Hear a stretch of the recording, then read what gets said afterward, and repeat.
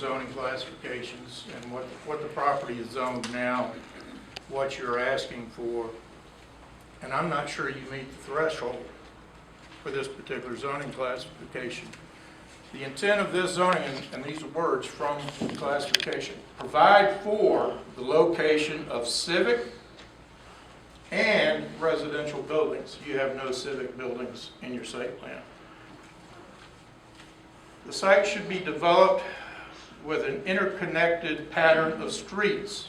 You have a loop road system, not a grid connection of streets. You have one connection point in the whole development. The use of this zoning also requires a range of housing types, or it's encouraged, let's put it that way. You've got one housing type.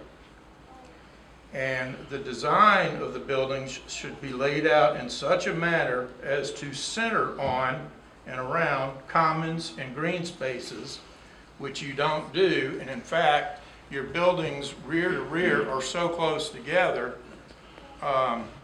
Most developments that I've been experienced with, that would be a side yard. And I did this for 45 years.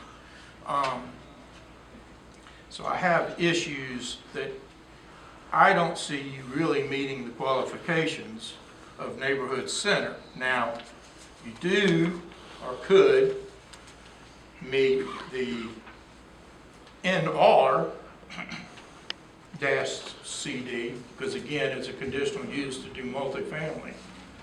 But as I said earlier, this is a gateway site into our city. And I would like to see something that makes some kind of statement that you're coming into Conover, not just the same housing type. And this may create problems for you because, as I understood, this is the only type of development your firm does, correct? Correct. Would you consider setting aside property at the front closest to the ramp for another developer to build a 2- or 3-story building that would have residential units over it and mom and pop type commercial, hair salons, sandwich shops, that kind of thing on the ground floor? So we have more of a lifestyle type center? Yeah, I mean, that would require us to find another developer for a section like that. And then once the site plan is adjusted in our new unit count, we would have to look at that if that pro forma makes sense for us to continue the project. All right, let's talk about the road system you've got a little bit, which is kind of a throwback to the 70s and 80s.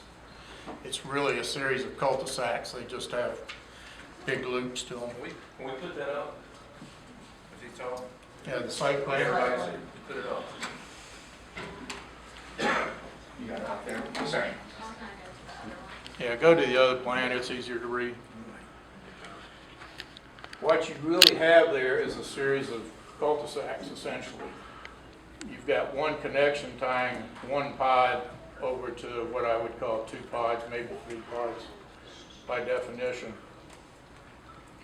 I have several issues with that, in that connection that you have that brings people over to your main intersection, based on what I scaled, looks like it's maybe 100 feet back of Thornburg. That's at a safe minimum should be 125 feet to have another intersection adjacent or parallel to an existing highway. Again, I did this for 45 years. You talking about, where are you talking? You talking about that entrance coming in? Closer to the school entrance? Yeah, the school entrance right there. I'm just trying to follow you, man. Yeah, I know. I'm talking about where this road ties in right here. Okay. That's roughly 100 feet. Okay. It needs to be at an absolute minimum 125. But when you look at 158 units, ASHTO gives numbers for the number of trips generated by housing. Right. And this thing, low end would be about 1,200, high end would be about 1,600. I would surmise that probably 60% of those will be trying to go left to the interstate each morning, but you probably have at least 30-40% going in the opposite direction. So My point is that you're gonna have cars trying to come out and queue here with the cars already stacked up from this side, and then you may have people returning from trips from Food Line and things like that are now trying to enter in that same area, creating another conflict area, another possible site for T-bone car accidents. So to me, this driveway needs to be way on back in here. And if you, again, if you go to the Corps of Engineers, they would grant you across that thing with a bottomless culvert and allow you to move that road back so it's a safer distance from Thornburg Drive.